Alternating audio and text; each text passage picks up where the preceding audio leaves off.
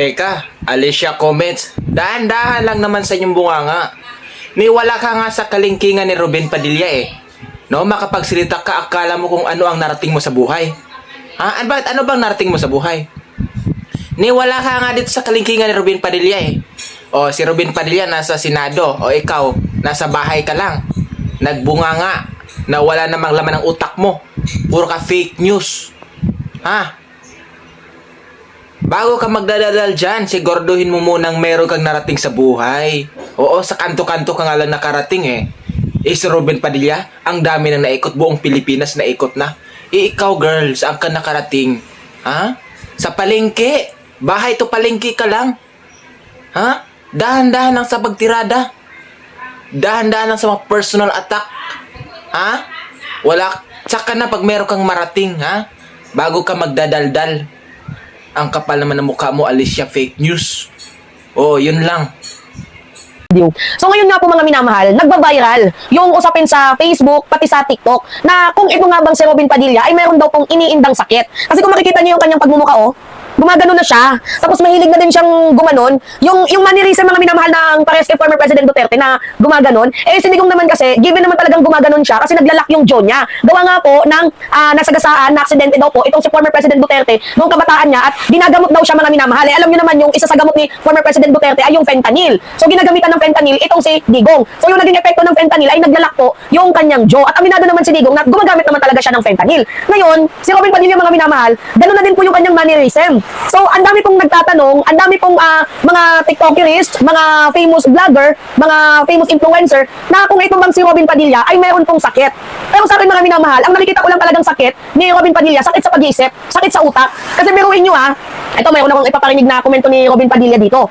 Biruin nyo, sabi niya, ako nahihirapan daw siyang magkomento sa ginawa nga daw po na hearing ng House Squad Committee hearing. Yan yung sabi niya, nahihirapan daw po siya mga minamahal magbigay ng komento. Pero, nagkomento. Tapos, tinawag pa na sinungaling yung House Squad Committee hearing. Akala ko ba nire-respeto mo yung parliamentary courtesy? Diba? Nire-respeto ng Kongreso ang Senado, nire-respeto dapat sana ng Senado ang Kongreso. Kaya nga lang mga minamahal, hindi ko alam kung ano yung pumasok sa utak ni Ruben Padilla kung kaya ganito yung lumalabas sa kanyang bibig. Tapos dinadamay niya pa yung military forces. Nasasabihin niya na, bakit papayag ba yung military forces na ganun-ganun na lamang yung gagawin ng presidente?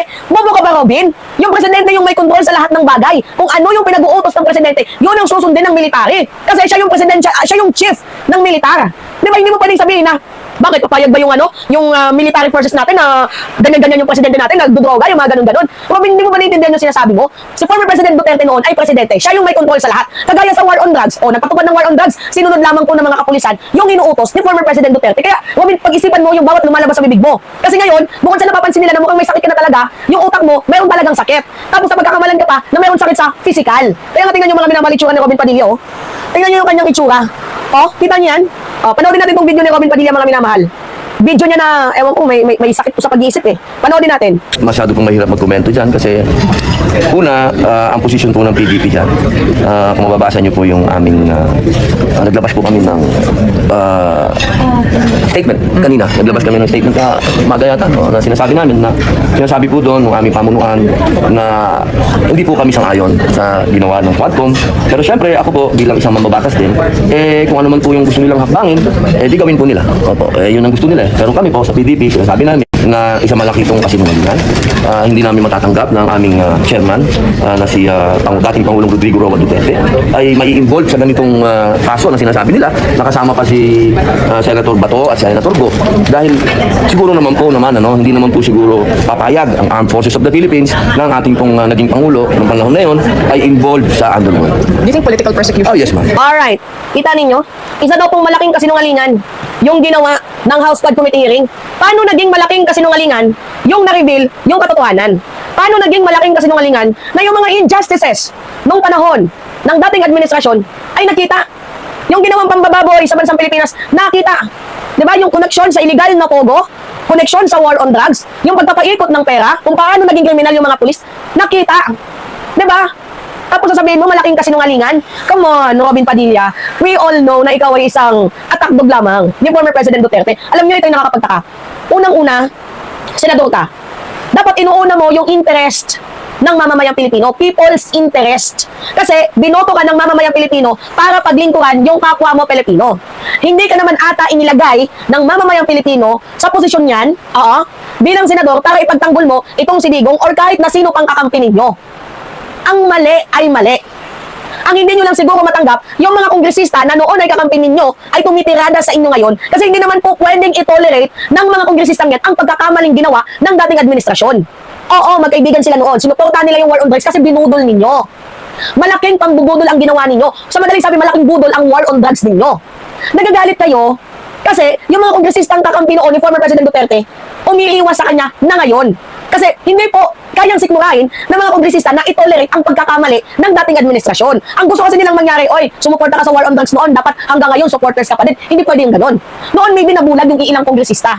Ngayon na namulat na sila sa katotohanan, alam nga naman ang gawin nila, mga minamahal, ay kumampi pa.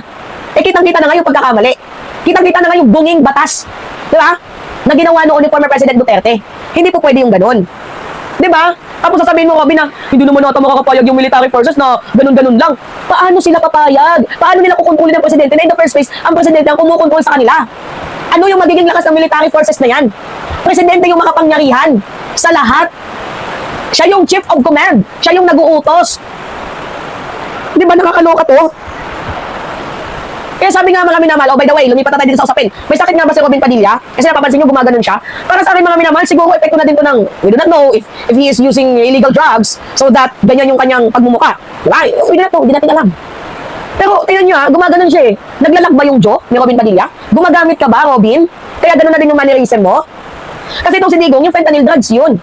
Na ginagamit sa kanya kasi na-aksidente, vehicular accident. Ito si former President Duterte nung siya ay bata pa. Kaya ginamitan siya ng fentanyl na gamot.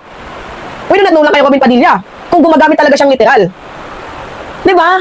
Nakakaloka, gumagano na siya. Or else, gaya-gaya ka lang talaga kay Digong. Si Digong may utak pa yan kahit paano. Mas matalino pa yan kaysa sa'yo. Pero si Robin, gagayahin mo yung style ni former President Duterte. Isang malaking kamangmangan yun. Isang malaking katawa-tawa yun. Nagagayahin mo yung mannerism ng dating presidente na in the first place, hindi ka naman matalino. Kaya nga naman sagang chess master frustrated. Ito si former President Duterte, diba? Kasi may utang nga naman sa politika. Unlike you. Robin, stop. Nakakababoy yung ginagawa mo. Hindi bagay sa'yo. Kakagaya mo kay Digong, nagmumukha ka na talagang may sakit. Ito man lang nahiya nun. Alright, mga minamahal. Anyway, it's me again, si Alicia nyo, at nagbabalik ulit para sa ating panibagong video. Pahingin na lang po ako ng like, tapos comment, o i-like nyo. Ngayon lang ako ulit nakapag-content, gawa nga nang nabisi tayo. Tapos nagluluwa-luwa pa yung mata ko, diba? Bago ko mag-off sa inyo, sabi ko mukhang hindi ko na kaya. Nagpahinga ako ng one day. Kaya iyon, tapos ngayon ako bumawi ulit. So, it's me again, si Alicia nyo, at nagbabalik ulit para sa ating panibagong video.